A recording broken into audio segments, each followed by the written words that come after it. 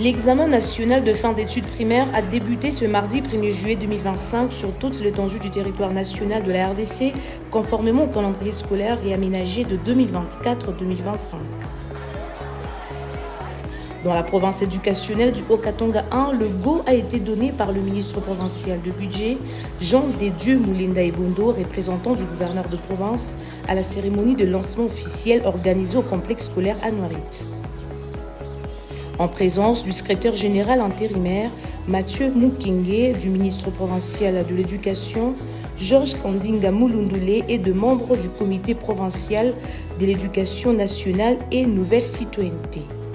Déroulant son mot des bienvenus à cette cérémonie, le directeur provincial de l'éducation nationale et nouvelle citoyenneté, Joseph Mwike Uchant, a par de mots justes et sincères rendu un hommage mérité au président de la République pour avoir su reconnaître dans l'éducation non seulement un droit fondamental, mais aussi les leviers principaux du développement durable et du progrès social en instaurant la gratuité de l'enseignement primaire public. Il aura fallu attendre 13 années, jour pour jour, après la promulgation de la Constitution du 18 février 2006, pour qu'un homme d'État, doté d'un courage politique rare, fasse jaillir la lumière sur l'article 43, alinéa 5, consacrant la gratuité de l'enseignement primaire public sur l'ensemble du territoire national. Cet homme à qui je rends ici un hommage vibrant et mérité n'est autre que son Excellence, Monsieur le Président de la République, chef de l'État, Félix Antoine Tshisekedi Tshilombo, car par sa volonté politique ferme et sa vision éclairée, il a transformé une idée longtemps considérée comme une utopie en une réalité palpable, changeant radicalement les destins des millions d'enfants congolais et soulageant d'innombrables familles à travers le pays. Pour l'inspecteur principal provincial Nicolas Nyangé-Bizi, le signal fort du progrès du système éducatif congolais et le motif d'espoir pour les familles repose aussi sur le nombre de candidats enregistrés dans la province éducationnelle du Haut-Katanga 1 pour cette édition.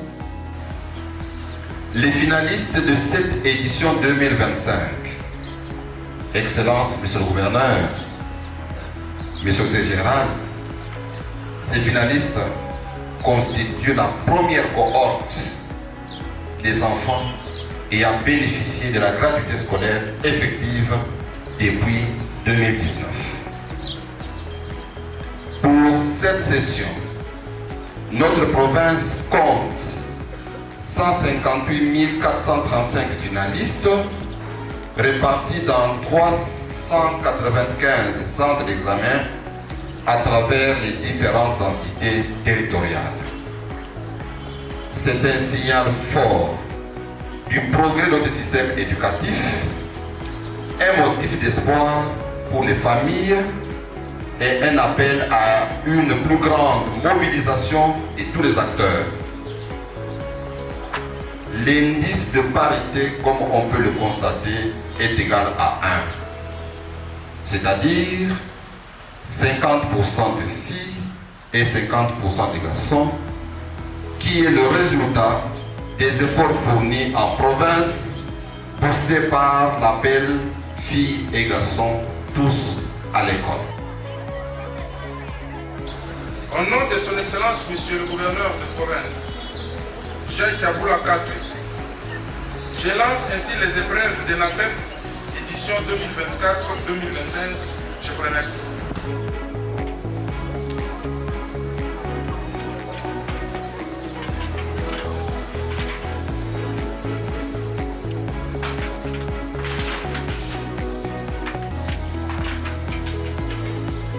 Voilà, c'est l'inspecteur principal qui remet l'enveloppe d'ITEM au représentant du gouverneur de province.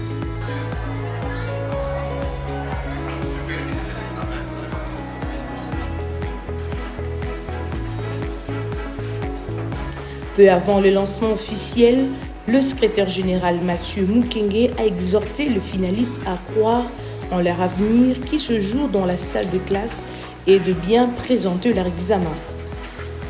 Sinon, je voudrais vous inviter à avoir complètement et pleinement confiance en vous-même. Ne soyez jamais démystifiés, ne soyez jamais frustrés. Pour ces premiers jours, les finalistes ont fait les épreuves de français et de la culture générale. Il est prévu pour le deuxième et dernier jour, le mathématique et les sciences.